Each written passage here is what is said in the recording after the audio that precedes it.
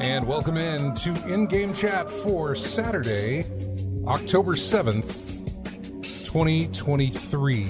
Season 17, episode 33. I'm Scott. And I'm RJ. Welcome into the show, everybody. If you'd like to get in touch with us, our number is 334-272-9228. Check out ingamechat.net for all the links to get in touch with us. You can find us on Twitter at InGameChat. You can also find us on Facebook there. You can email us, everyone, at ingamechat.net. Streaming right now on Twitch. Go to twitch.tv and search for In-Game Chat. You'll find us there. You can also join in the chat room live while we broadcast as well. So why not join us? Also, there's Discord. Join us in that if you would like to. And chat with us on the air as well. Trying a different camera angle. Not for RJ as much as we are for me. This was just here. It was already set up like this. I thought, well, I'm just going to plug it in and see how this goes. And so this is how it's going. There you go. Let's see. I need to do this. So get that out of the way. Also have to clean off all this space over here because it's the first time you're seeing that. Normally you don't. Normally it's right in front of me. But now you have all this. So I had to clean it off. Anyway, welcome into the show, everyone. Like I said, we're on Twitch and we're on Discord as well. All of those links you can find by going to our website, ingamechat.net, going to the very bottom of the page. And there are links for Discord and Twitch and everything else. You can just click those. It'll take you right to where you need to go if you want to get in on the show and be a part of it as well. So welcome in. RJ, what have you been playing? Well, I like to say I've been playing something different, but I haven't. You know, hey, don't worry. I'd said Destiny for like 10 years, man. Yeah, you know how I get a long playtime session with the games I'm playing currently, and right now it's still MLB The Show 23 and Virtua Fighter 5. I've been getting some internet issues basically, and especially with some titles that randomly all of a sudden can't connect to the network. And every Sunday I get together with a group of folks who play Virtua Fighter 5 in a league, a league type setting, right? When you say you get together physically, or you get no, together we get together online? online, okay, right? Yeah. And the week before, no issues. This past week recently, the one after the show from last week, a bunch of disconnects over and over and over again, and I could not understand what was going on. I mean, how's it been during the week? During the week, well, I mean, like sporadically, but not as bad since Sunday. Maybe they thought maybe it was just connected with other players, things like that. But it was green bars across the board last time, and then we had some new folks in there who didn't. Maybe some yellows and orange bars there, but it was a mystery to me because I reset everything, reset the system, made sure everything was connected. Well, yeah, I was going to say nothing else was on. How was your internet just in general, not your internet? My internet was fine in general. Yeah, okay. Yeah. That's what I was getting at, not just the connection with the game, just like your internet overall, everything's been fine? Yeah, it's been fine. Okay, well, that tells me it's the game problem, more than likely. Yeah. Or somebody else's internet that's in your group team, whatever. I don't know, maybe. Well, they said that, but still, the thing, it was just irritating to me that smooth one week and then horrible the next. Just when it comes to fighting games, precision is everything. Yeah, and if you got any sort of lag, that's going to throw everything off. Your timing is just going to go out the window. Any time lag comes into play, and I'm pretty sure that applies to pretty much every online game, but fighting games in particular, I know lag will ruin how effective you can be. Oh yeah, totally. Yeah. It's all about your timing. So when you press that button character needs to make that move the instant you press that button. And if you've got any kind of latency type stuff, it's a press and then it's a lag and then character moves and it's too late. Yeah. Which is something we all were worried about with game streaming. Oh yeah. I early in the early days of it. God, what was it called? OnLive, I think was that little device. It was like the controller that hooked up to something. It was just like a little box, kind of like a streaming box, literally, just a streaming box that your controller wirelessly connected to, and it was their own controller. It wasn't like you could connect any Bluetooth controller. You may have been able to. I don't know, because this is going way back. Yeah. So you would take that controller, you would connect it to that box, then you would connect the box to the internet, and this whole interface would come up on your screen, and it'd have like a ton of games that you could either watch other people playing, or you could start playing yourself with whatever subscription method you had, or whatever the case may be. I don't remember. Now, I remember I got one, I don't know if I was at E3 or PAX. One of the gaming things that I go to, they gave me one to try out and to mess around with, and so I did for the shortest amount of time. It worked really well. There was some latency, but at that time you were like, hey, that's not bad. I can't do this or this or this with it. Like, I can't do a fighting game with it, or I can't do like a first-person shooter thing probably with it. But like, I could do Minecraft. I don't even know if Minecraft was there at the time. I know Batman was a big thing, and I don't know if it was Arkham Asylum or Arkham City. Arkham Knight was not out yet. Yeah. So I don't know which one it was, probably Asylum. And it worked okay. The latency was very, very, very small. You could tell it was there, but it wasn't enough that made you think, I don't really want to play that. For me, it was only for the fact that I already had the games. Like, if I want to go play this, I have it here. I can go do that. I don't have to worry about the latency thing. And the money you had to spend just to play other games was just not worth it. We'd sit there and watch replays or watch people. You could make highlight reels of things that you did specifically, and we'd go find, like, what's the most watched, and we'd see all these different things. Yeah. It was a neat introduction to it, even though it really wasn't there yet. Yeah. It was like a Twitch box before there was Twitch. Yeah. I looked up some stuff on it. It said it was founded in 2009, went defunct. OnLive? Yeah. OnLive, yeah. Founded in 2009, went defunct in 2012. Then it was, they quote-unquote phoenixed in April 2015. But the fate was the patents was sold to Sony Interactive. Yeah, it was. The end. Yeah. It was. They sold it to Sony Interactive, and then Sony went with the... there were these two streaming services, and Sony gobbled up one of them, and I feel like Microsoft gobbled up the other one, and I can't remember what they were. Completely escapes me right now. I want to say it started with a G. Somebody in the chat room is going to correct me on this, I know. But I'm telling you, I don't remember what it was that they did. And there was all this talk like Sony was going to, that's what they were going to use for like the PlayStation Now or PlayStation whatever, where you could start streaming PlayStation games through whatever that service was. Yeah. I don't think anything ever came of it, even though they do have PlayStation Now or they do have whatever, PlayStation TV or something. I can't remember what it's called, where you can stream games. Not Justin TV. No, it was not that one. That's it. It was Gaikai, Gaikai, and Xbox had Beam. You're exactly right. Yeah, Xbox had Beam, Gaikai and Sony Beam. had Gaikai. Yes, exactly. I was trying to remember. It started with a G, and I could not remember. As you can easily tell, why I couldn't. Never heard of that one. It really didn't make a lot of. Neither one of them at the time. They were making news because they're a streaming service, but they weren't really. We knew that's what they were, and streaming just wasn't a thing. Game streaming. Yes, you could sit there and watch people play games, but actually playing a game that you don't own through a streaming service, you know? Yeah. That was like your input goes through the internet, hits a server, then tells the console to do whatever it is you just pressed. It does it, then it sends it all the way back to you and that sort of thing. It was one of those situations where it just wasn't, I don't want to say there. But the infrastructure wasn't there. The technology, the idea was fine, but the implementation it wasn't advanced as it is now. The implementation wasn't good enough. Yeah. It was just something where you're like, man, in a few years or ever how long it's going to take them to get that's probably going to be a thing. But right now, we're not going to worry about it. I keep thinking of the Sega Channel, seeing if that was the same. If that was the same format and setup. Sega Channel. Yeah. God, I remember wanting that so badly.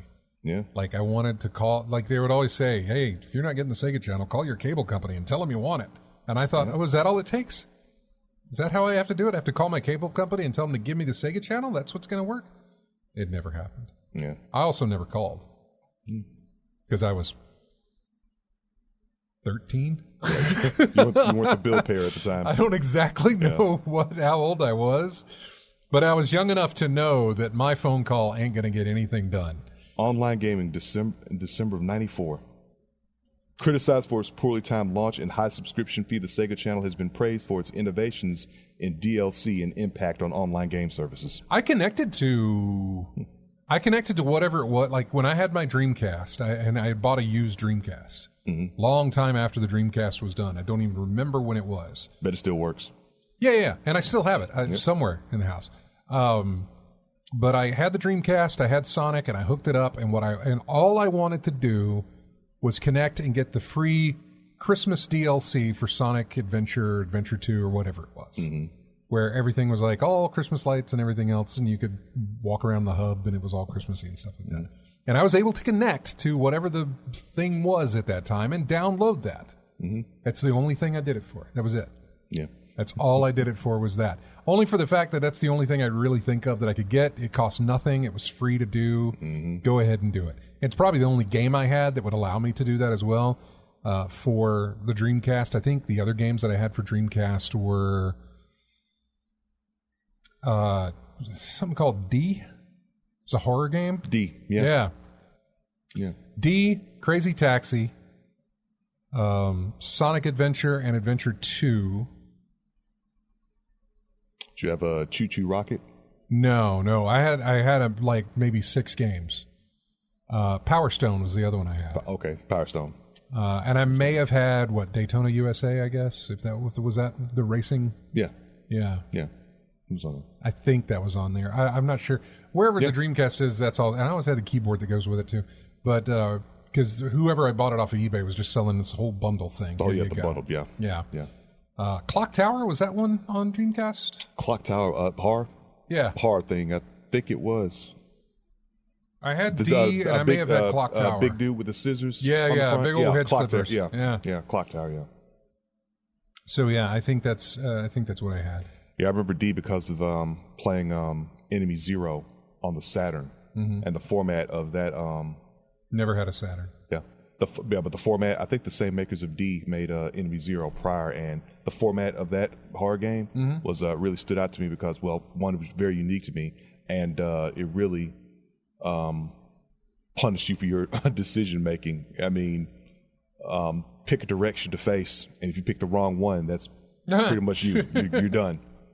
Yeah, and invisible enemies, basically. An invisible enemy, and the only thing to keep you aware of where they were at was this little headpiece in your ear. Yeah. Ironically called a VMU. Before the Dreamcast came out, you remember you called it VMU? I remember the VMU. So you had to pick a direction to face, either forward, left, or right, and the tone you hear indicated the direction that the enemy's in. So when you had a mid-range tone, you couldn't tell whether they were to the left of you or the right of you. So you had to guess, a 50-50 guess of where the enemy was. And you picked the wrong direction, yep, dead. I mean, well, I'll dig that up one day and see exactly which games I have, if I still have it. I feel like I do, but no, I don't know where it's at. Yeah, I got a big CD wallet full of Dreamcast titles that are just... you still have your system? Yeah. Okay, I figured you did. Yeah. That's why I said I bet it still works, because mine still works. Yeah. My Saturn still works. My Dreamcast still works. You know, all that stuff still works. My Nintendo probably still works. My Genesis still works. I know it still works, but I don't know if I remember I pulled it out one time. This goes back in the early 2000s. I pulled out the old Nintendo and plugged in Mario Kart, and it took, a wing and a prayer to get the thing to finally show up on the screen, because it kept doing this flashing thing or whatever it was. It wasn't NES; it was my Super NES, Mario Kart. Okay. Yeah. It was my SNES. I haven't plugged my NES into anything. I still have my NES, but I haven't plugged that into anything in a while. Curious as to what that would do, because we all have these little. We got retro things we can do now. Yeah. We've all got the NES Mini. Right. You don't need to plug the system into your stuff, thing anymore. You got emulation all over the place. Everywhere. So, exactly. What else did you play? I didn't it was just so soon, really. Okay. So maybe I'll pick up the pace and play something different this week. But yeah. Well, let's go to the phones real quick and find out who we were talking to. Hi, you're on In-Game Chat. Who's this? This is Biloxi Gambler, and before you tell what you were playing, because you hadn't said that yet. No. But this is right on subject. This is what I was going to call later in the show and ask about. Okay. All right. So, I had to get a smart TV because, the problems with ESPN, Disney, and Charter Spectrum. Yeah. Okay. Well, there's a thing on there where I can play games on it. And I clicked over there and I looked at it, and it says that I don't need the hardware, and I could play Starfield on Xbox, which I don't have an Xbox, and I don't have an Xbox controller. It says that you can use a DualShock PS4 controller and be able to play that. I have no idea how any of this works. That's the reason why I'm calling you. Have you even heard of this? Is it possible? I got to sign up to a subscription service. Right, you'll have to do that. It would be playing it through my television with a PS4 controller without having to buy the $500 Xbox that I looked at for that $79 game. Man, if your internet is really good, and I mean really good, fast, really strong connection, then I would say, throw some money at it for whatever the month subscription is and see how you like it. You think? So that's the thing. It will work? That sounds like it'll work. That sounds to me, from what you're telling me, and what's the subscription price, do you know?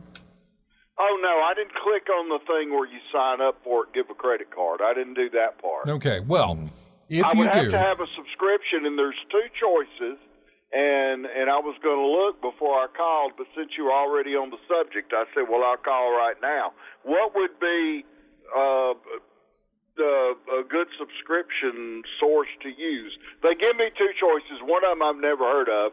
I want to say it's like Geevee, but I don't think that's it. It could be something.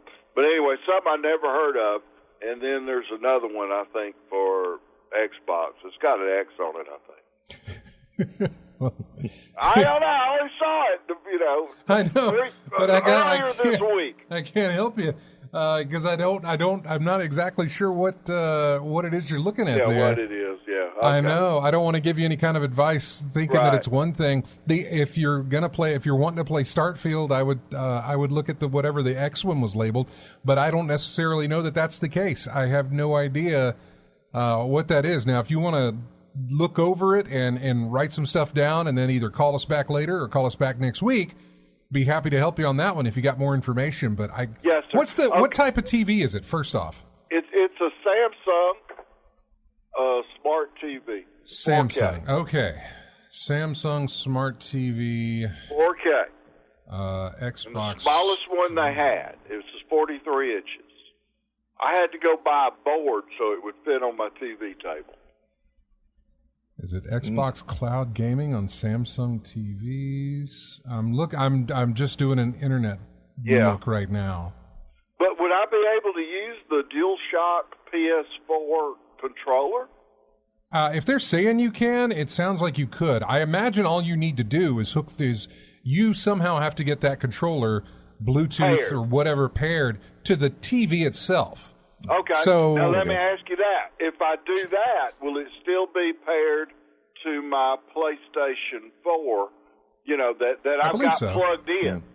I don't know if the control. I'm not sure, I'm not if sure the if the controller controller would drops hook the up connection. to both ones, two devices at once. Yeah. Usually in my history, it usually just cuts it off and Yeah. goes to the one. But if your that's- PlayStation is, I wouldn't use both of them. I would just be playing the TV, or I would be playing the PS4. But I don't want to mess my controller up, or then I can't use it on PS4 again because don't know how to get it rehooked back up to the PS4. yeah, it's a good question. I'm not exactly sure. Well, study on it and let me know later in the show or next week. Okay. But, Okay, we got when people in the I chat have- room throwing out answers right now as well. Good. Well, somebody you says, yeah, it's collect those and let me know because I listen all the way till 6. okay. So, thank you very much for your help. That was something I wanted to talk to y'all about. Sorry to call so early, Chris, but since they were on the subject, the very subject that I had questions about. But thank you very much. We'll figure it out. All right, buddy. Thanks. Thanks, now. Thank you. Bye-bye. This is probably Chris. Hi, you're in in-game chat. Who's this? Robzilla. Oh, it's Rob. Okay. Wow, Chris is just behind. You got 2 people calling in front of him. What's up, Rob? Am I on there? You are. Yes. Did Hang you on know? a second. I'm hearing news talk in the background. Oh, well, turn it down or whatever you need to do. And I don't hear it, by the way. The app was playing over the phone call for some silly reason. Oh, okay. I couldn't hear it. Yeah. We couldn't hear it. Okay. What I believe he's talking about is more or less an app you can get on smart TVs. I'm thinking one of them might be Xbox Live, which does let you use, most consoles.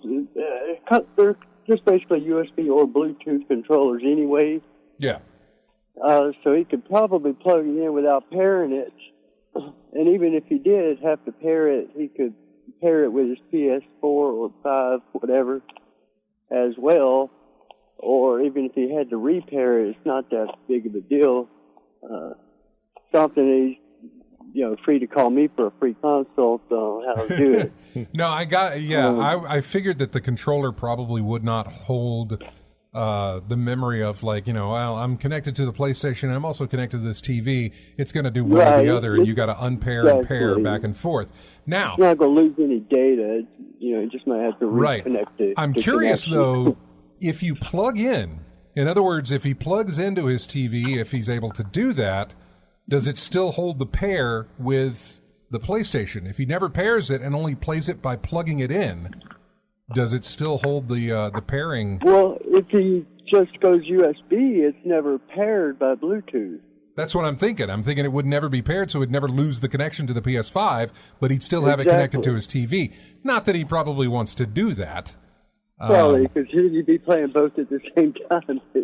Yeah, there's probably no reason he wants to do that. But Thar66 says that Game Pass is on the Samsung TVs.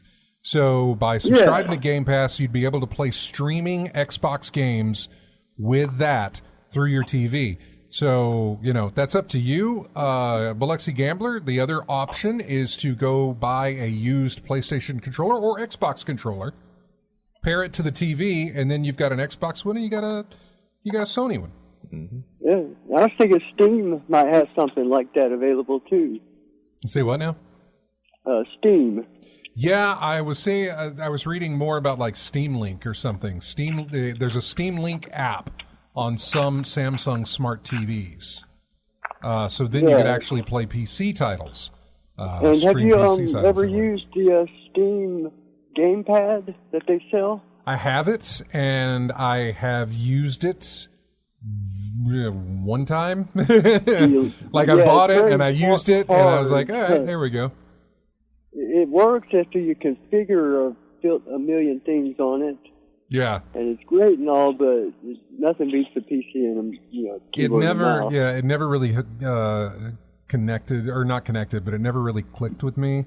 I love the idea of how they had like the mouse pads and everything else, like the big owl-eye controlling things. my computer with it, like from my couch, controlling my big monitor from the computer. That was great. Yeah.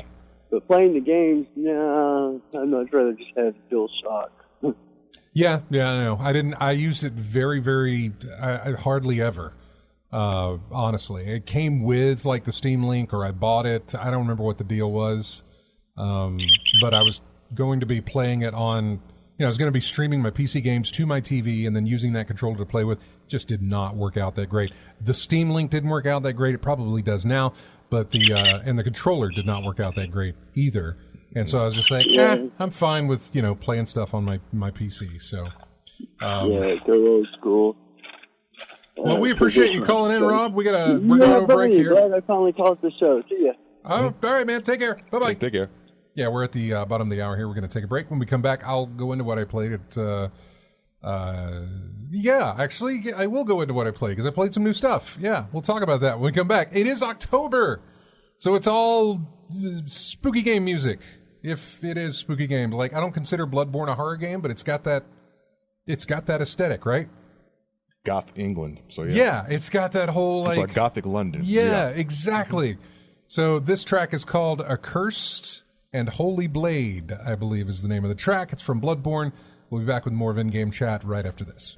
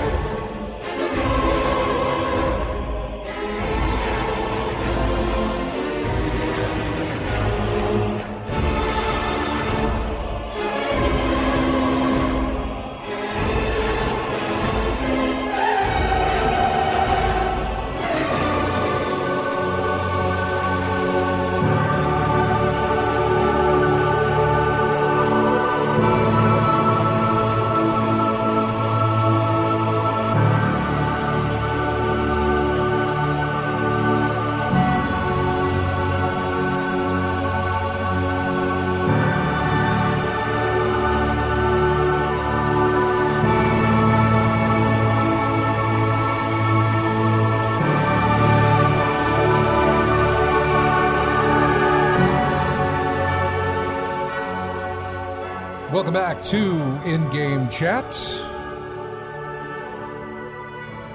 Music from the game Little Inferno. It's called The City.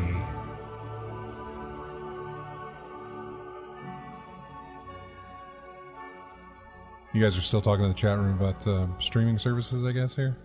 Oh, no, you're talking about Dreamcast games. Mm-hmm. If I could get it digitally, I wouldn't mind selling it, but I'm not giving it all those electrons. Did you have those two games, Tech Romancer and Lotus? Record of Lotus War? No, Yeah. I didn't, but I know they existed. But yeah, a lot of Dreamcast games, you see and you're like, you don't think they fetch a fair price. It's an old system, old games, right? But then you see some of the prices, you're like, my goodness. Mm-mm. I think they first started for me with Radiant Silvergun, trying to get it on Saturn. Yeah. And I saw, this is an old title. It can't be much. Then I looked at eBay and saw those high triple-digit prices. Like, goodness, I could get like 2 consoles for that price. I know what PlayStation had a lot too.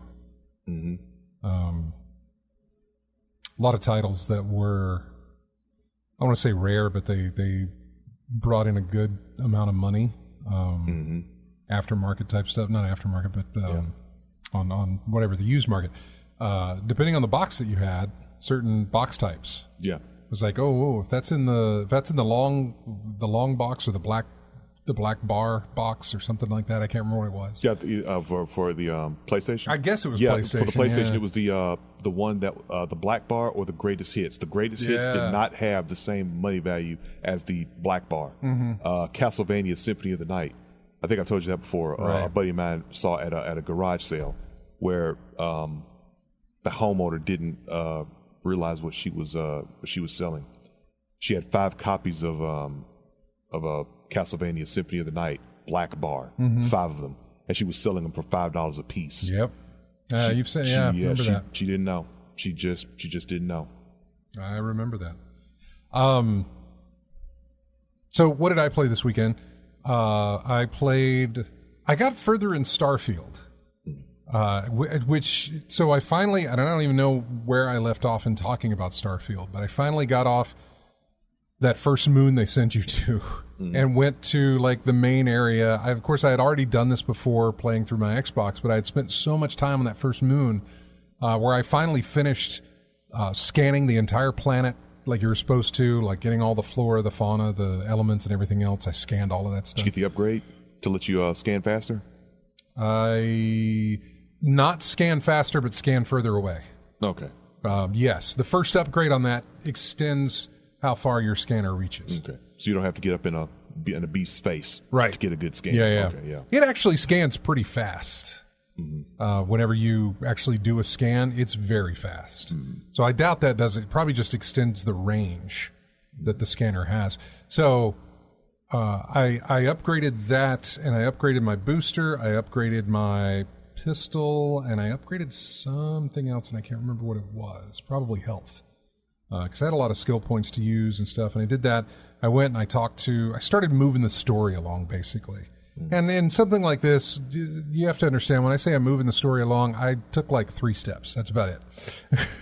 Compared as to how many steps is in this story, I probably took the equivalent of 3. Well, yeah, I mean, Bethesda, the side stories in all their games is going to take up a significant portion of your time anyway. Yeah. Heck, you need them to level up anyway. I went and talked to...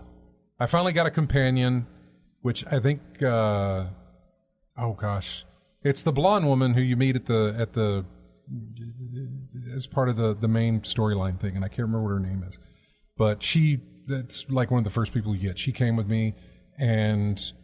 I had to go talk to this bartender I passed the security guard who said something, and that triggered a mission on my thing. Like, okay, I got to go talk to this bartender. So I went, Sarah, that's the name. Thank you, Thar. So I went and talked to the bartender, and while I'm talking to the bartender, she's wanting me to do, like, hey, I need some ingredients, and they're locked away. Can you somehow get those for me? That'd be great. Steal. Yeah. My companion's looking at me like, we ain't got time for this. We're not doing this. Are you really going to do that? Like trying to throw some guilt my way?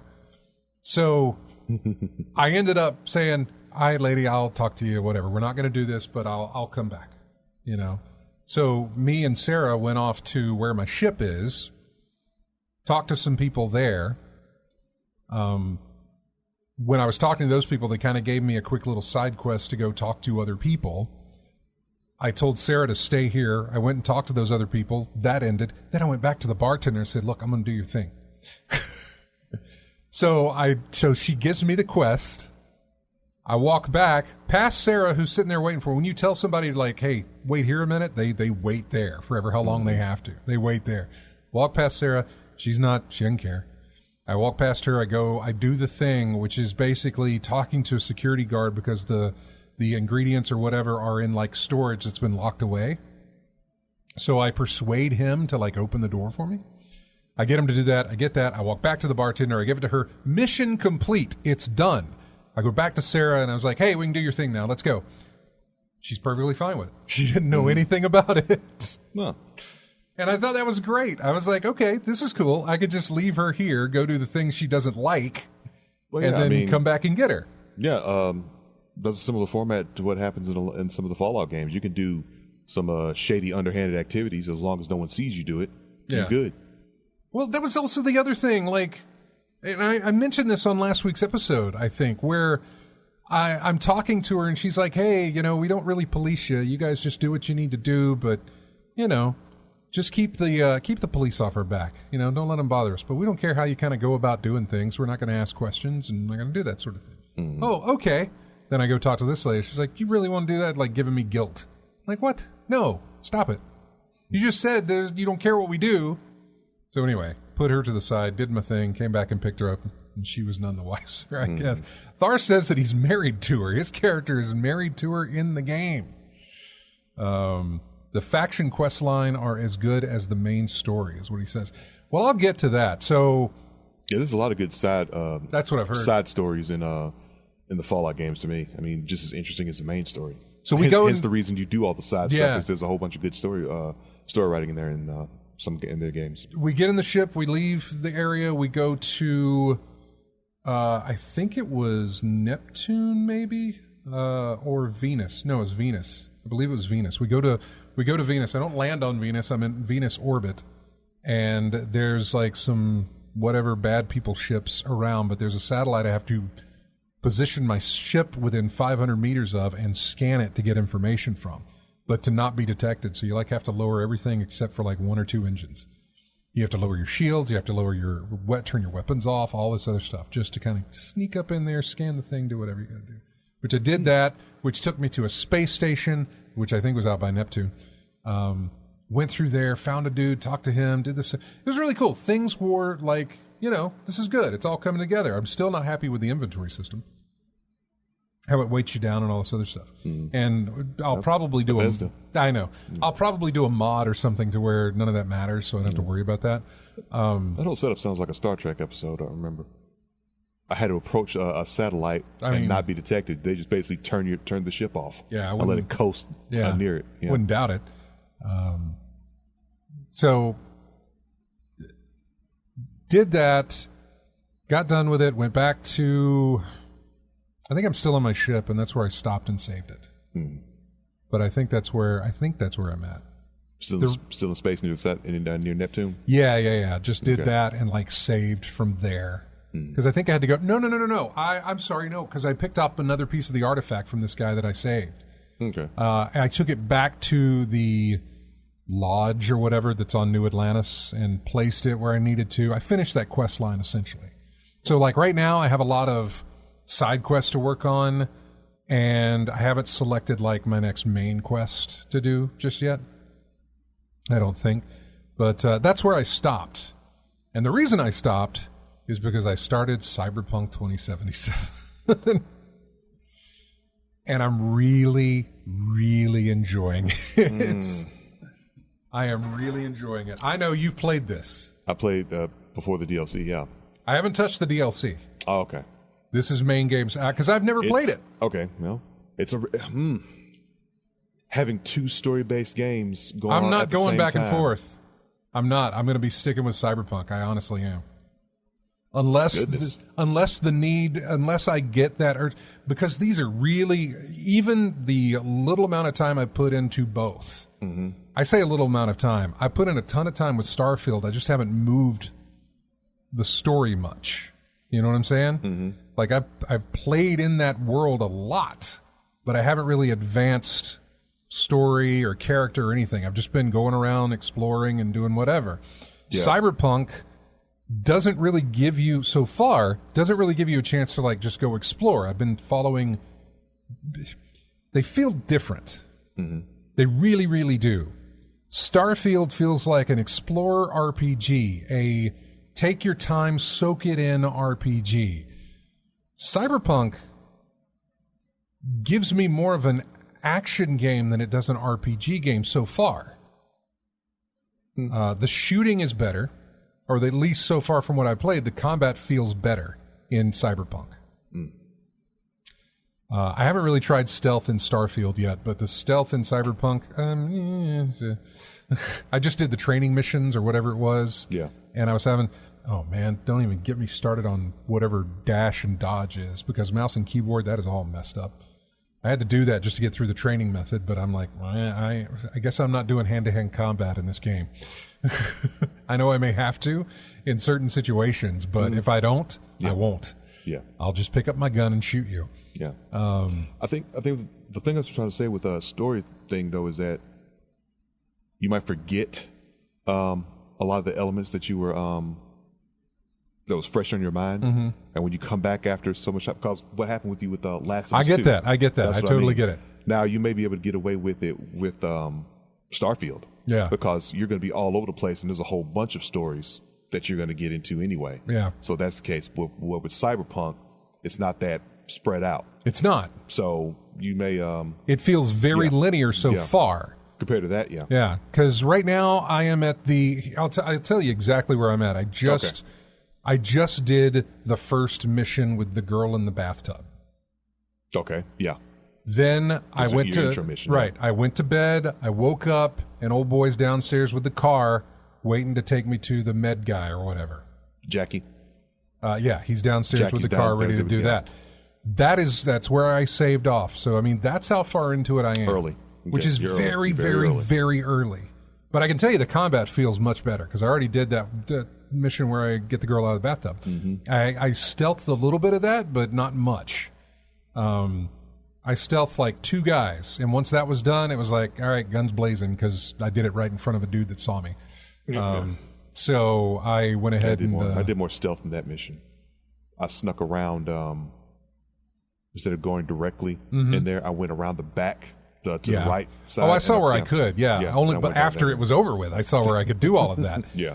But I made it through no problem, and I tell you, I just I gotta hand it to Cyberpunk, and I guess their update or whatever. But it looks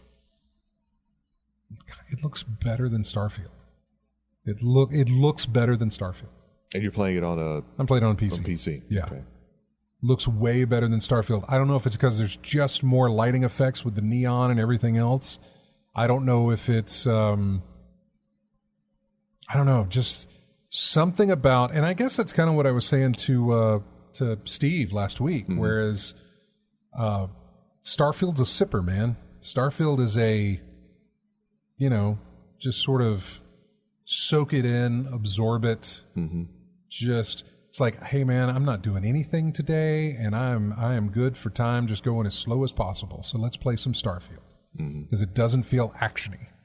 I do a whole lot more exploring in Starfield, and when I mean exploring, I mean any aspect of it. I mean explore. If I get on a new ship or a satellite or something like that, I am going to map that place out, hitting every single door as I go through it. So it feels like you turned it into No Man's Sky. Kinda, Yeah. So a little bit.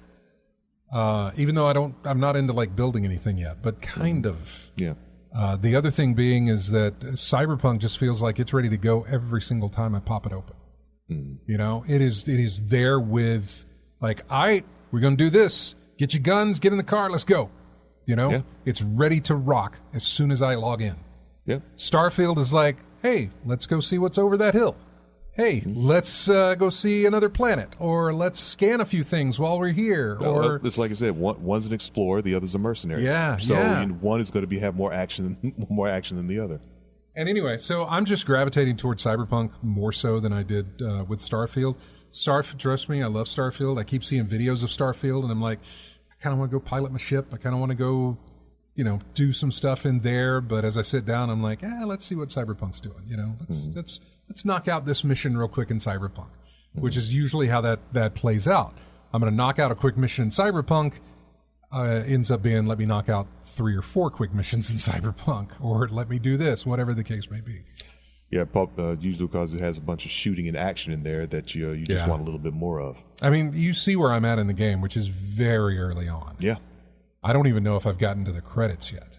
Does it have an opening credits sequence? It's been a while since I played it, but goodness, I can't remember an opening sequence. Yeah. I just remember going to do action and going back and forth to the apartment. Yeah. Well, that's what I'm playing. That's what I've been playing. And there's a demo out right now on Steam for the Talos Principle 2. Okay. It apparently was hidden in their website for the game as like a little Easter egg for people to find. Yeah.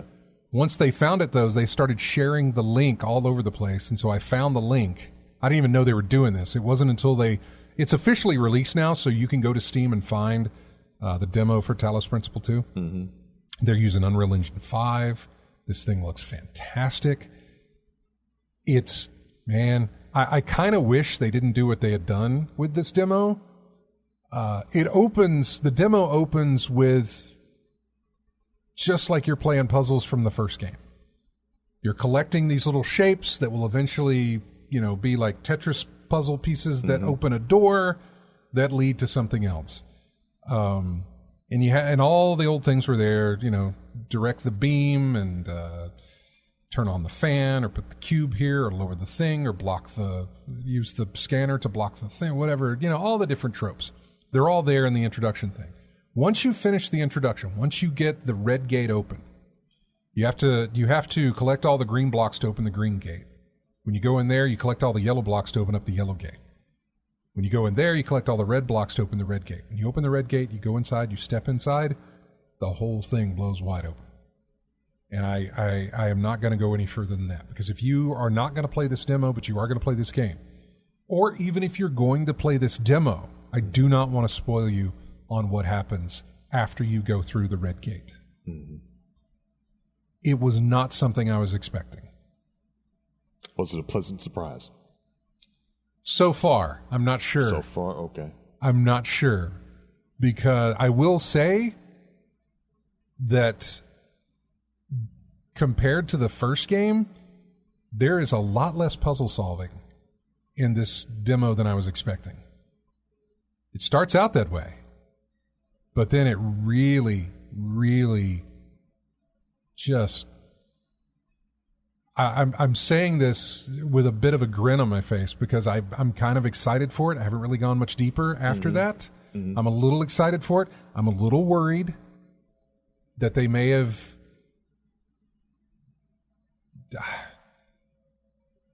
I want to solve puzzles. And when you say that, I think about how the current generation of gamers, mm-hmm. a lot of complaints I hear about games in terms of puzzles, they really don't like puzzles. But I don't know how that would get into a game that's specifically made for solving puzzles. Yeah. I mean, what I hear about Resident Evil sometimes, that I don't like the puzzle solving, and then the remakes get made, and there's less puzzles in there than used to be. The puzzles that you remember that you want to go through, they're not there anymore. What happened? Well, too many people didn't like the puzzles, so we just took them out. And so, I guess puzzle solving is being like a thing of the past, basically. But a game about puzzle solving, well, it hits that too. That's my whole thing is maybe it's setting it up for that. Mm-hmm. Maybe it's giving me a different. If you remember Talos Principle 1, it was this android robot thing that was being talked to by who he could only consider to be God. Mm-hmm. Some voice, some disembodied voice. It had that whole big booming voice echoey thing. I mean, it gave a representation of God. And a lot of what the Talos Principle was about being human. A robot learning, like, what is it to be human? What is it to know religion or to know emotion or to know this or that? There's a whole lot of, maybe existentialism a little bit. There's a whole lot of philosophy. You had to do a lot of thinking. Oh, a bunch of thinking. Whole bunch of thinking and reading. And we know how much I hate that. But... unless it's entertaining. But it was. That's the idea. It kept the mystery going. If it's entertaining, it'll keep you interested. Then you made it to the tower, and you had more puzzles to solve as you ascended this tower into the heavens, and then you went through literally pearly gates as an android. You went through the gates, and there was an ending. Then there was some DLC, which I don't ever remember playing, but I own it. And it feels like this demo is like, okay, here's what you remember. Now, here's what we're going to give you in the sequel. Mm. That philosophy aspect and that sort of existentialism, a lot of it's still there in some of the dialogue that I was getting. But everything else, story-wise or whatever, has completely gone into a direction I did not know that they were going to go with this. And I can't say that that's all they're doing because I haven't really gone past it. Like Cyberpunk, I may have just played an introduction. Mm-hmm. And now I'm getting a better introduction of, like, here's the world you're in now. From what you discovered last time you played this game, here's what has happened since, here's what's going on now, here is your setup for what you're going to be doing in the game. So I don't know if it's... Yeah. I need to play more. It's a pretty big chunk of a demo. Mm. I mean, it's a really big chunk of a demo when you actually get through it. Past that first open area where you solve the basic puzzles again. Yeah. It does change up on you. So I don't know. I'm really looking forward to it. Unreal Engine 5, I had some stutter on mine, but it was still not bad to go through. Stutter only happened during some minor cinematic type stuff. But for the most part, solving puzzles and everything else, that was fluid as anything, and it looked just beautiful. And so I'm looking forward to that coming out in November. We got a date for that, by the way. Coming up on In-Game Chat, we're going to hit the news next hour and just go through some of the things that were going on news-wise. And I know somebody called. If they want to call back, they're more than welcome to. It's 272-9228. Probably Chris. I haven't talked to him today. But keeping in with the Halloween theme, this comes from the PlayStation, I want to say it's PlayStation 2 or 3 Harry Potter game, Prisoner of Azkaban. The track is called, it's the ambient noise for when the Dementors are around in that game. So anyway, that's what it is. That's what it's from. We'll be back with more of In-Game Chat right after this.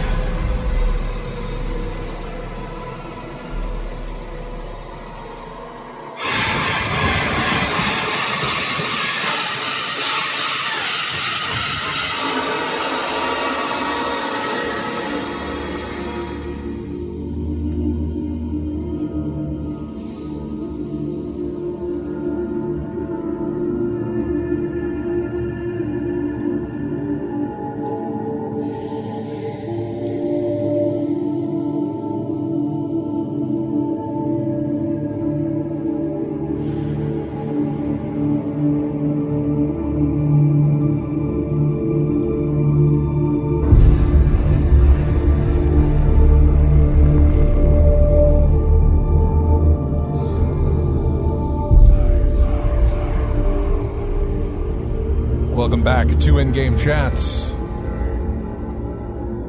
Music from Hellblade. Not really a horror game. I don't know, it's got, mental horrors, I suppose, but not really a horror game. No, suspense. Yeah. But it's got some spooky music. But, and that's really what we look for.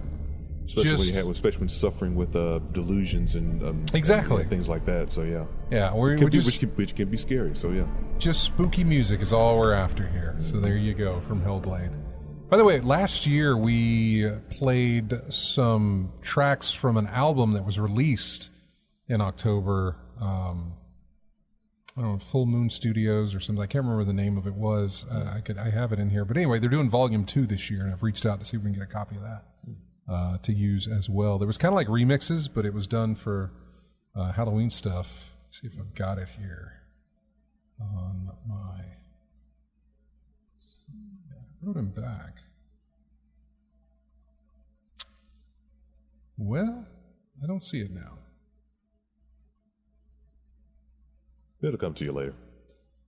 Yeah, at some point it will. Oh wait, let me just go to the sent messages. That'll do it. There it is. It's their annual Halloween. What is it called? Scarlet Moon. That's what it was. Scarlet Moon Halloween Volume 1 was last year. And this year they've got Scarlet Moon Volume 2. They got music for Banjo-Kazooie, Final Fantasy 16? Yeah, Final Fantasy 16 is in there. Majora's Mask, Secret of Mana, Ragnarok Online is in there as well. So, a lot of good tracks. Oh wow, only 6 tracks on this one? Huh. All right. Apparently 6 tracks. Wasn't there only? I'm looking it up online. Wasn't there only 7? Wasn't that many on the last one either? Yeah. And one of those was a remix of another track. Yeah. So Castlevania, Silent Hill. 2 tracks from Silent Hill, the short version and the long version. Right. Some from Metroid, Resident Evil. Remixes of some titles, yeah. Yep. But only 7 on that one. Speaking of Castlevania, by the way, I don't know if do you have Netflix? Do you subscribe to Netflix? Yeah. Have you watched the new Castlevania yet? No, not yet. Okay. But it's on my list. Yeah, Castlevania Nocturne. Nocturne, yeah. I have not yet, but it has been renewed for a second season and is apparently already in production with that second season. So fantastic there. Good job. I got rid of Netflix back in August, I think. I think it was. And then they mentioned they were raising their prices again. So I was like, well, I don't know that I'm going to be coming back to you anyway. So we'll see. But so good news there. Any what? Nocturne was how many episodes was it? 6, 10. No, 6.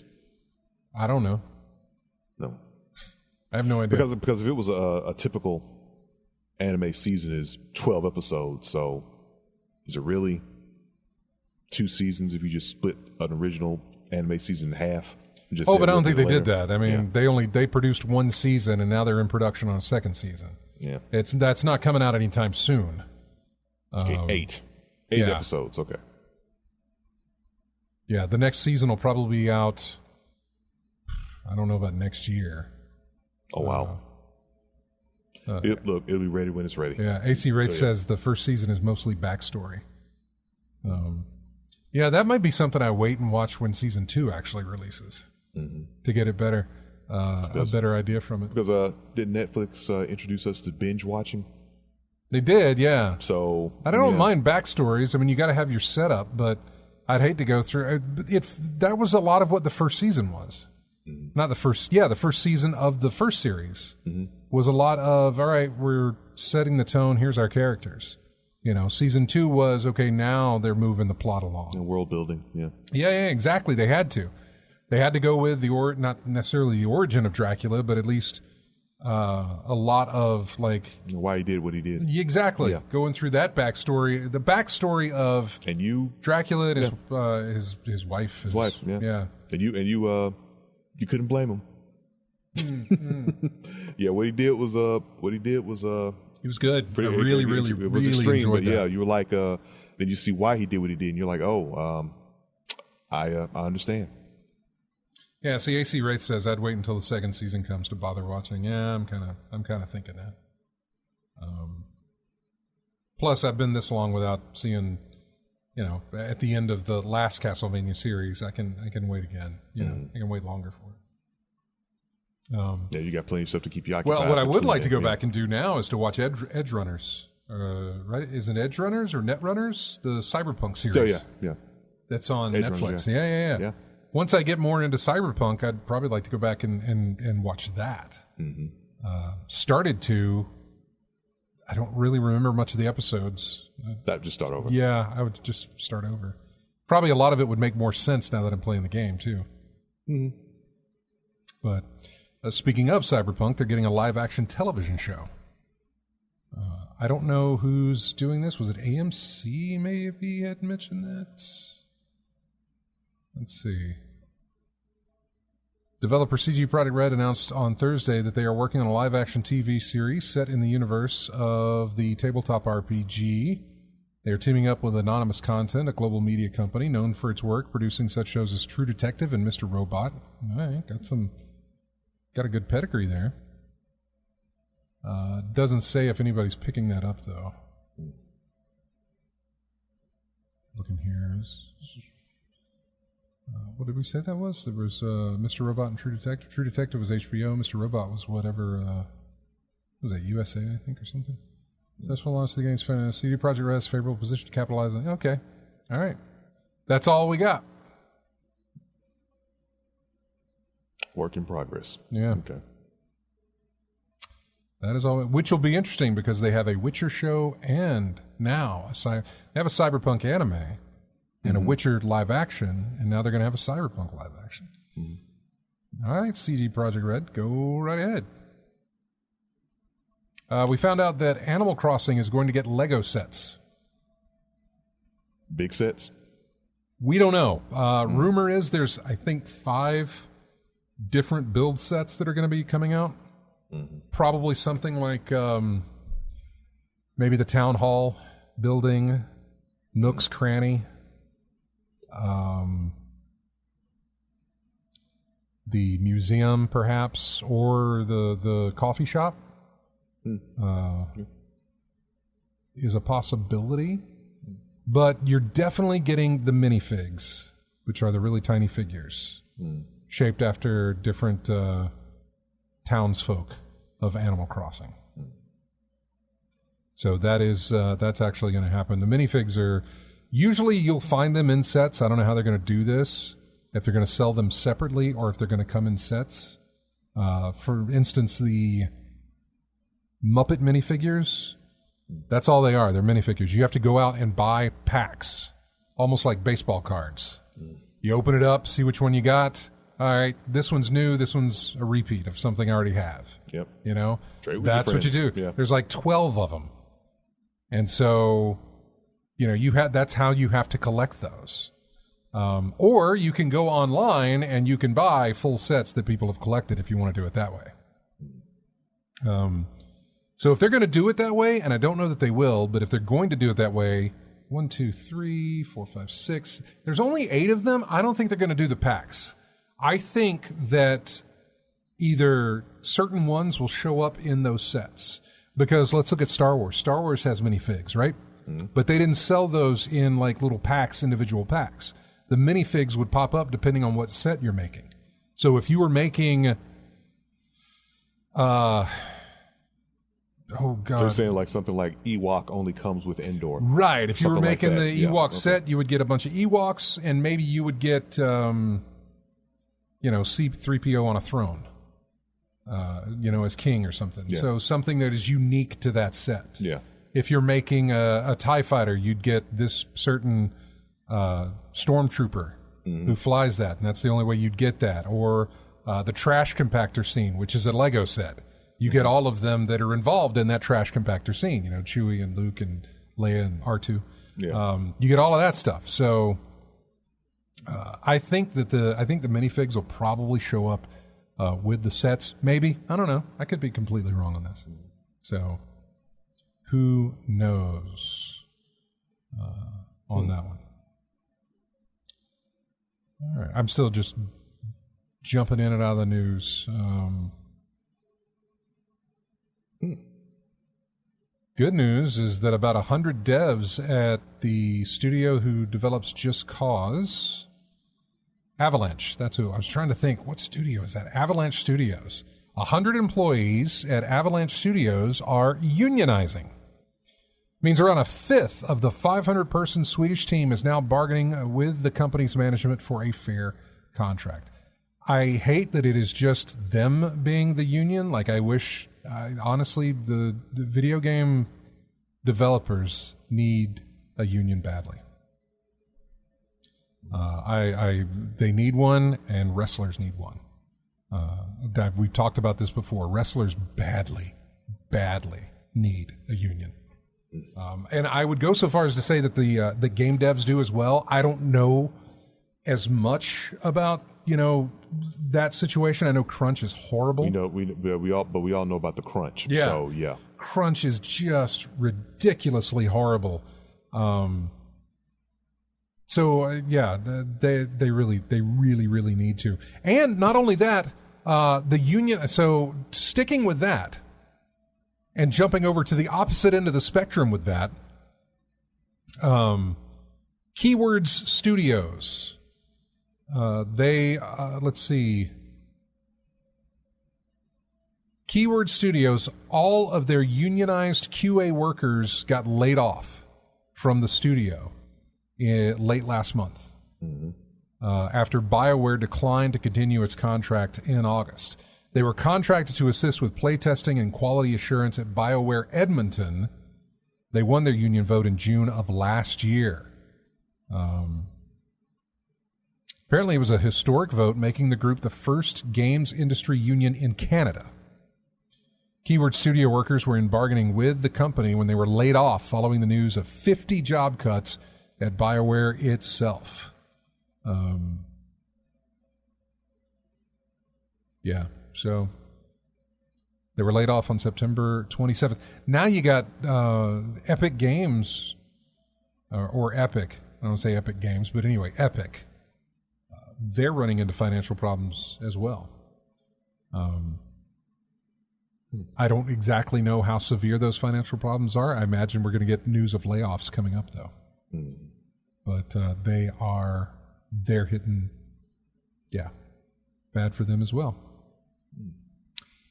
Let's see. What else is going on that's in bad news? Naughty Dog is cutting developers. Laying off. Let's see. What are they doing? Big wave of layoffs. Even contract developers at Naughty Dog aren't immune. Kotaku has learned that the maker of hits like Uncharted 4 and Last of Us Part 2 have begun cutting contracts short for dozens of workers. Layoffs were communicated internally at the Santa Monica studio last week. According to two sources familiar with the situation, departments ranging from art to production were impacted, but the majority of those laid off worked in quality assurance testing. There's that QA again. But see, that's where most people start. Like, if you want to get into the game industry type thing, if you want to get into game development, you almost always start at QA. Yeah. Daniel, who was on the show. Yeah. When he went to work for Bungie, he started at QA in Bungie. Mm-hmm. And he moved up from there. I don't know where he's working now, actually. He doesn't work with Bungie anymore. I don't know where he's doing. So the testers, the quality assurance, those are guys who usually find the the first. They're usually the first that go because they may not have anything to find bugs with at the moment. You know, there's a lot of time between like getting all these things in place to get to testing, and so you kind of hold off on that, I guess, or you just kind of let them go. They'll rehire, I'm sure. Let's see. So quality assurance testing. The sources also said that at least 25 developers were part of the downsizing as well. Full-time staff did not appear to have been part of the cuts. Naughty Dog's headcount was over 400 as of July, so they let off 25 developers, and I don't know how many people from QA got laid off as well. No severance is being offered for those currently laid off, and that impacted developers as well as remaining employees are being pressured to keep the news quiet. Their contracts won't be officially terminated until the end of October, and they'll be expected to work through the rest of the month. The multiplayer spin-off for The Last of Us has been struggling in development. Bloomberg reported in June that Sony had diverted resources away from the project following a negative internal review by Bungie, the recently acquired live service powerhouse behind Destiny 2. So apparently, I guess they were giving a review of the multiplayer of this Last of Us thing they were doing. One source now tells Kotaku that the multiplayer game, while not completely canceled, is basically on ice at this point. So, I think we've talked about. We've talked about multiplayer before. I was about to say you and I have been down this road. Some games you don't ask for multiplayer. I don't think of multiplayer when I think of Uncharted or Last of Us, man. And I bet there's a bunch of people, I guess, who do. I don't know.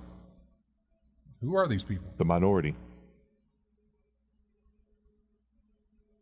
Yeah, I don't exactly know. We talked about this with Dead Space. I'm playing Dead Space for the story, not for the multiplayer aspect. Yeah. So, you want multiplayer, play a fighting game or play Call of Duty or whatever first person. I don't mind that it's there. Right now. Like, I don't mind when they release a game like that and like, hey, we got a multiplayer part of it too. I'm not going to touch it, and I don't mind it's there, and people can play it if they want to. But this was like a standalone, we're going to multiplayer a Last of Us thing setting.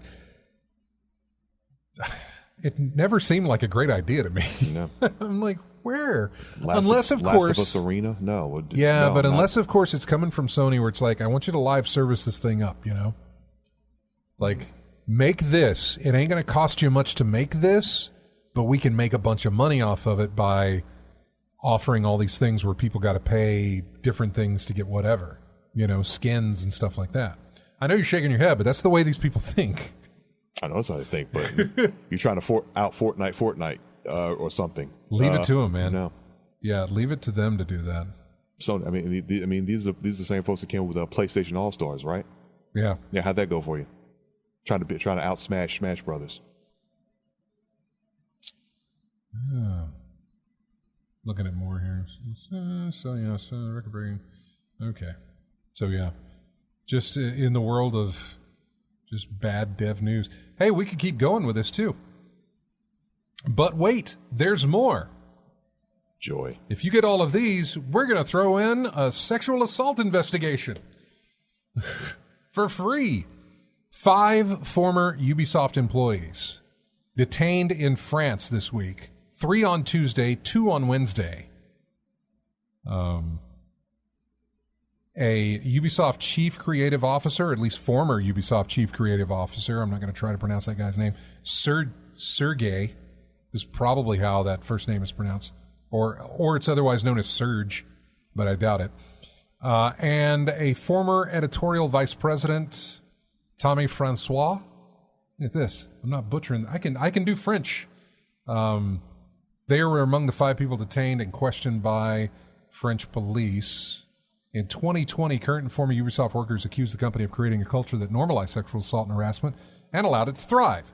Multiple top-level employees were accused. I remember when we talked about this. In the weeks and months that following the allegations, several people resigned or were fired.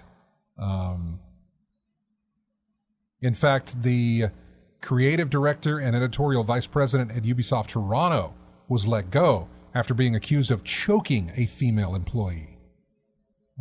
The creative director for Assassin's Creed Valhalla had an inappropriate relationship with a fan and was gone. So yeah. The investigation began in 2021 after French Union Solidaires and several impacted employees filed complaints regarding Ubisoft and its culture. They spoke to 50 current and former Ubisoft workers over a year before taking the 5 former employees into custody this week. It says they have not, doesn't appear that they've been charged, but French law allows police to arrest and hold people suspected of a crime for up to 24 hours without a charge.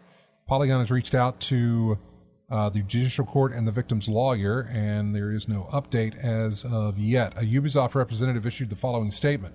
Ubisoft has no knowledge of what has been shared and therefore can't comment. That is all they said. So yeah. I think we're good. I think we covered the development section of the news here and what's going on with development.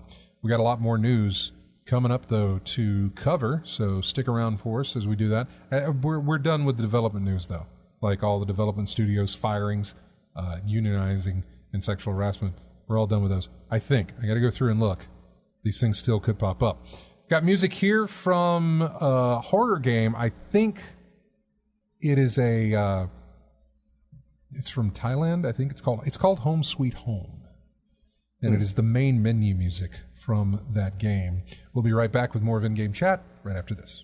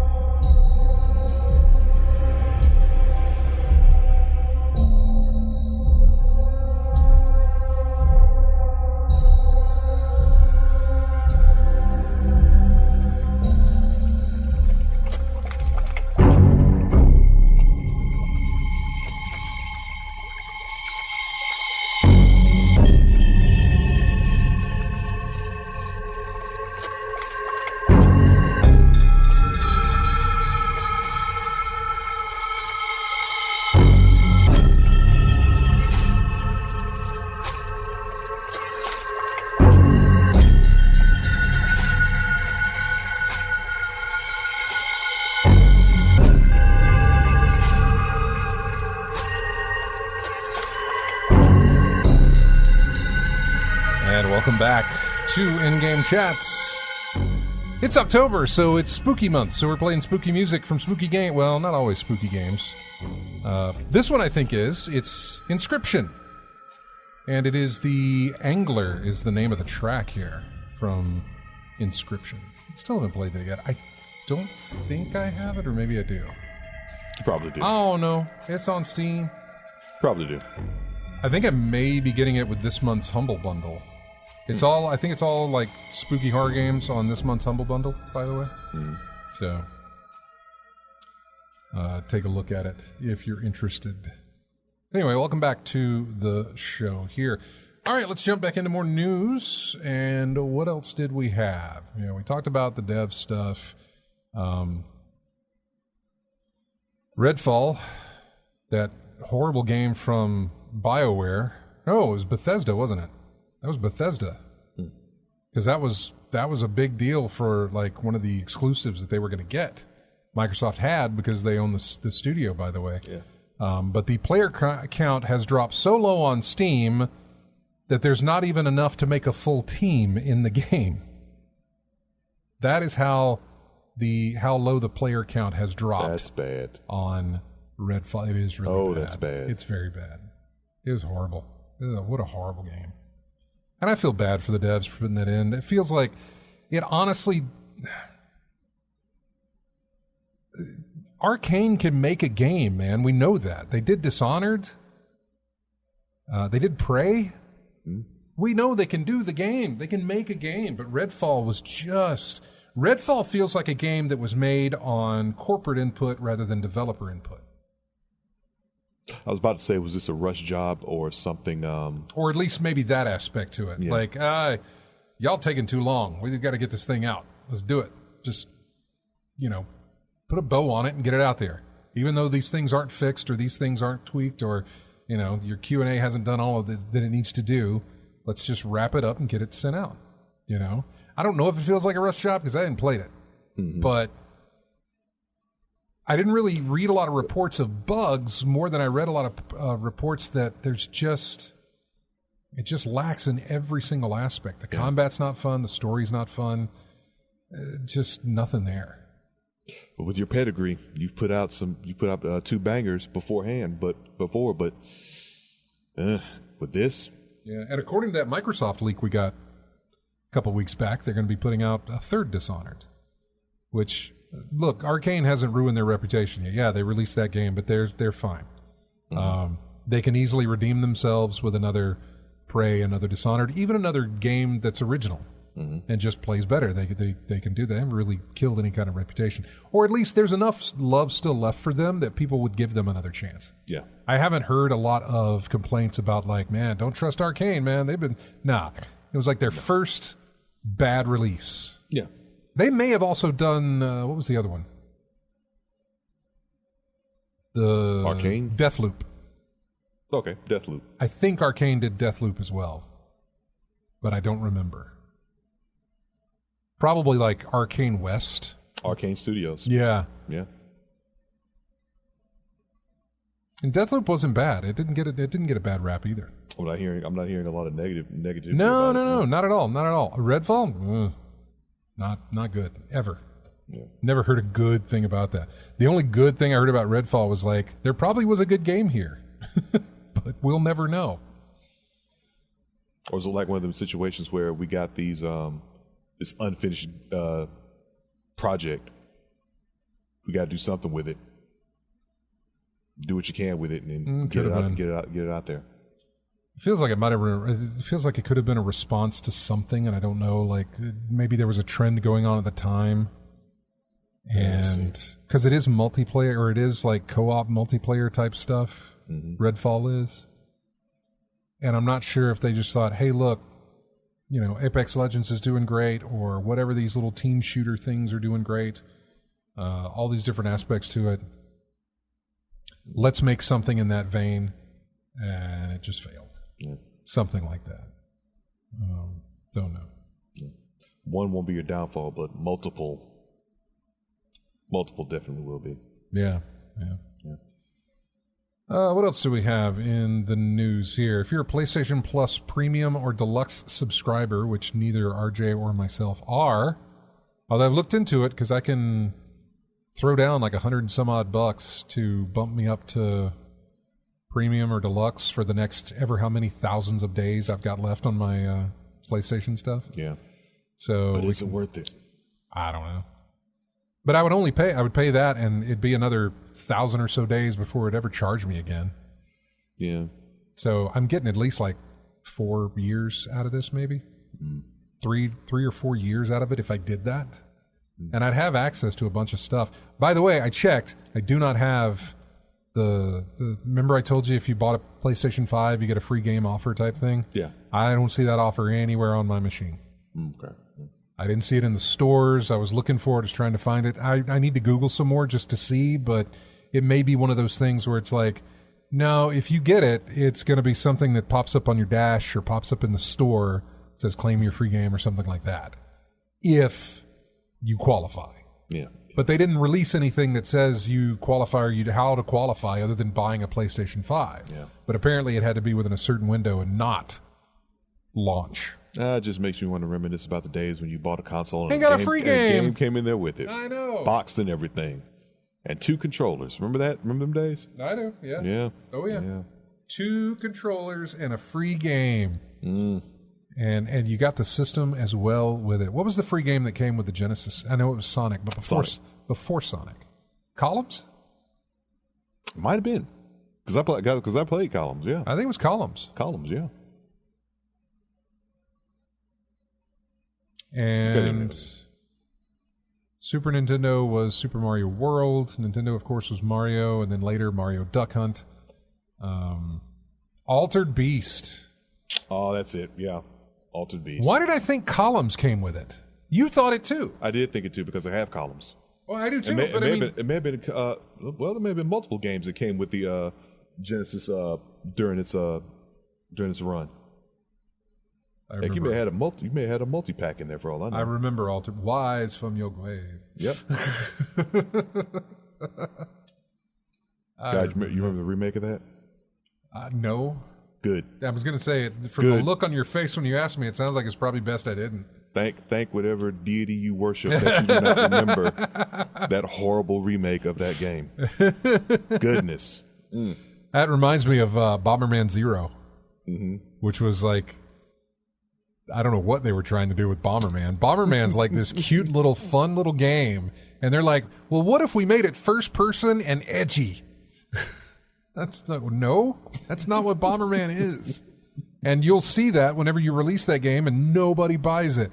And they released it and nobody bought it. And it got dragged in reviews. And then they released Bomberman Arcade for the Arcade 360. Thing was a top seller because it was Bomberman. It's what Bomberman's supposed to be. If it ain't broke. God. Ugh. Bomberman Act Zero. Let's see what else we have. Battle.net had some outages, forcing Blizzard to apologize as players had no access to their games. I don't know for how long, but Battle.net hit something. Speaking of Battle.net, it looks like next week Microsoft will close on the Activision Blizzard thing. So next week, Microsoft will be short $68.7 billion. A drop in the bucket probably to them, but $68 billion will be gone sometime next week when they acquire Activision Blizzard. They hope to close by Friday the 13th. Good date to pick. So yeah. Looks like that's gonna be the thing. That's gonna happen. So, yeah, it's gonna be massive. Wonder how long it'll take from that point to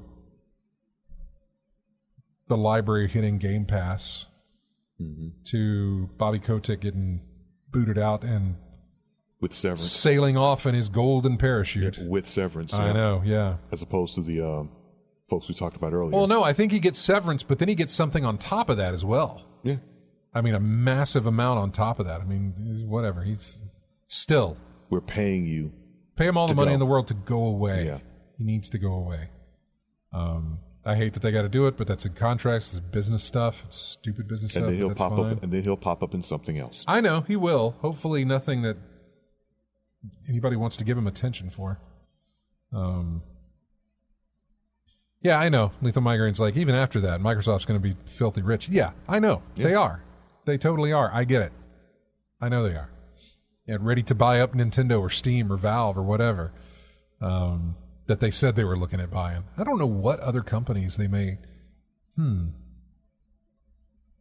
I honestly, if they want to buy some smaller ones, sure, but stop going after let EA do EA's thing. Don't buy Capcom. Don't buy Nintendo. It's stupid, but don't buy Valve or whatever. Just let them do their thing. Mm-hmm. That's what I would like them to do. Anyway. Yeah, but whatever gets that Yeah. bottom line looking right. Thar66 says, I think they're done with acquisitions after this for a while. And I would say, yeah, given all the court stuff they had to go through this, they're probably like, okay, when we do this again next time, we need to really think this out and flesh it out and get our ducks in a row before we jump into this. Mm-hmm. We need to make sure that when we announce we're going to buy something like this again, sure, you're going to find that they bought other smaller studios. That's just going to happen. This is what companies do. 5 years. Yeah. You think it'll be 5 years before they announce within 5 years. Another big studio purchase? Yeah. Okay. Get another one. Mark this episode so we can find the date to go back and be like, he said 5 years. See, it came true. Yeah. Oh, let's see. Randy Orton, speaking of wrestlers again, he paid somebody $1,000 to level up his character in Elden Ring. Before the Radon glitch? Oh, I have no idea. I'll read the story if you want to.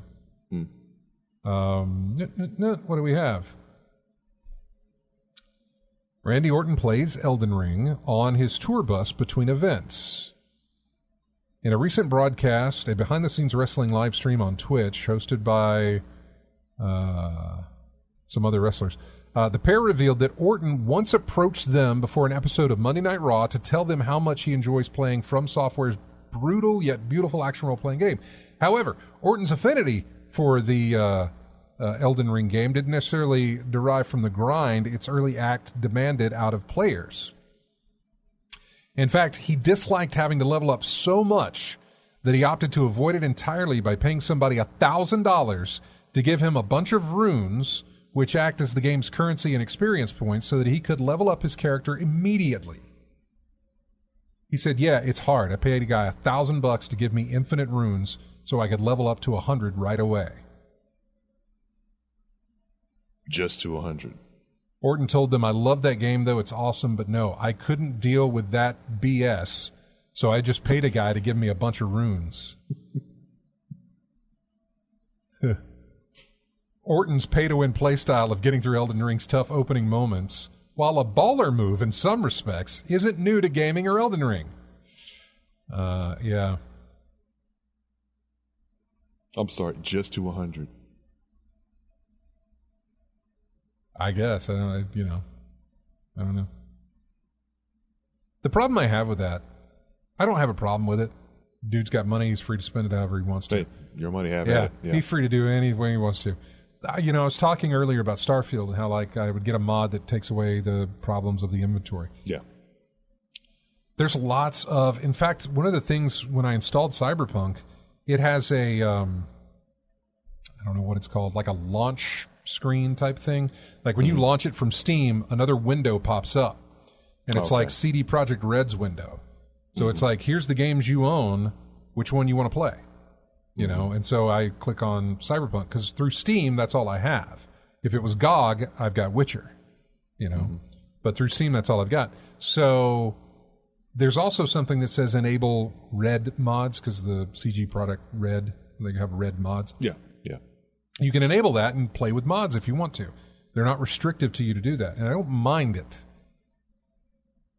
Because they're fully optional. They are optional. Like the mods in Fallout 4.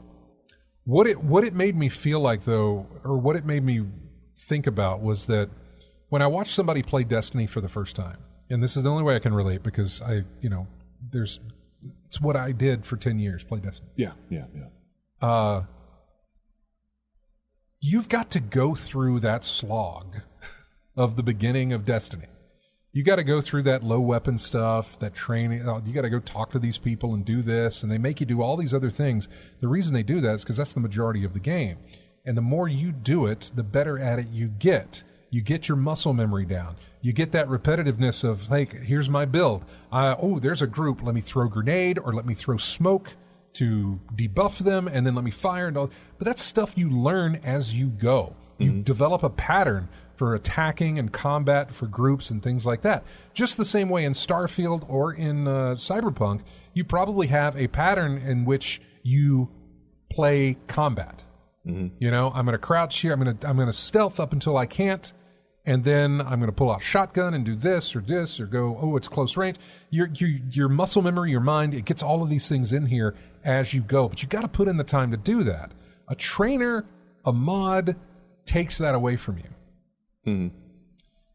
One of the worst feelings in the world is, and maybe it's not, but it is to me, one of the worst feelings of the world is to start a game that I've never played before, get a trainer or a mod that gives me all the experience points I need, everything that I can do. I can level up to max level right there at the beginning of the game.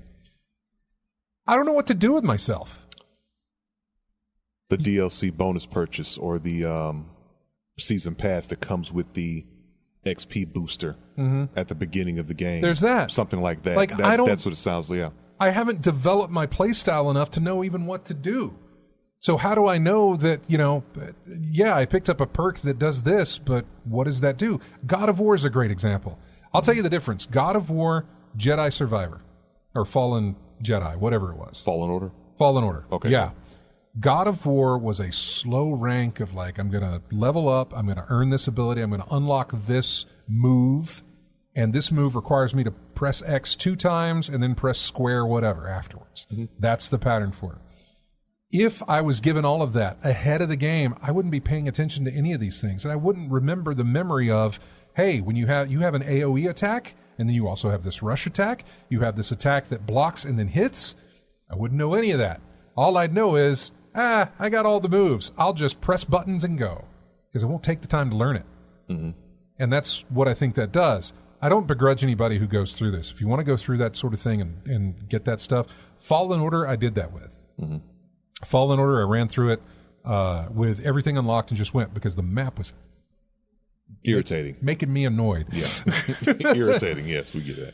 Although I will say the thing with Jedi Survivor is it didn't unlock everything even if you had the ability, you couldn't unlock certain stuff. The story unlocked things for you, and then you could unlock them if you had ability points. So it really wasn't a big deal, but that's how I felt. Yeah. Because just after coming off Ragnarok, going into Fallen Order, it was a sense of, I knew what to do with my character in Ragnarok. Like, I had strategy. No strategy in Fallen Order. Just throw my thing, pick it up, block, throw my thing, do this, whatever, move out of the way. Very little. Yeah. So... In terms of Elden Ring... that's a good question, though. I don't know about Elden Ring. In terms of Elden Ring, I haven't played it. What it does for him is it may give him a false sense of doing good at the game, especially in the first part, but New Game Plus, I don't know how much doing that will make him learn how to deal with certain enemies. You were talking about, like, oh, you only got him to 100. What level are you at? I'm 200 something. Okay. Playing in that, but